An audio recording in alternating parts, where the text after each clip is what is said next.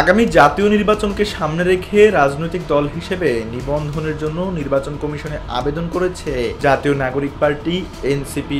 তবে প্রাথমিক যাচাইয়েই এই দলের আবেদনে ৬টি বড় ধরনের ত্রুটি চিহ্নিত করেছে নির্বাচন কমিশন।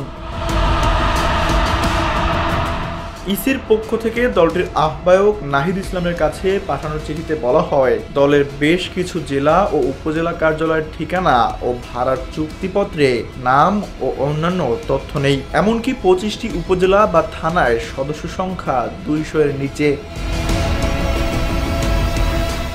এছাড়া দলের তহবিল সংক্রান্ত তথ্য অসম্পূর্ণ। আবেদনে তহবিলের পরিমাণ নেই উৎসের স্পষ্ট বিবরণও। আরও বলা হয়, গঠনতন্ত্রেও সংসদীয় মনোনয়ন বোর্ড সংক্রান্ত গুরুত্বপূর্ণ বিধান অনুপস্থিত। সবচেয়ে গুরুত্বপূর্ণ, দলটি এখনো কোনো প্রত্যয়নপত্র দেয়নি যে তাদের দলে আন্তর্জাতিক অপরাধ ট্রাইব্যুনালে দণ্ডপ্রাপ্ত কেউ নেই। এখন এনসিপির হাতে সময় মাত্র 3 আগস্ট পর্যন্ত। এর মধ্যেই সংশোধন করে আবার সবকিছু জমা দিতে হবে।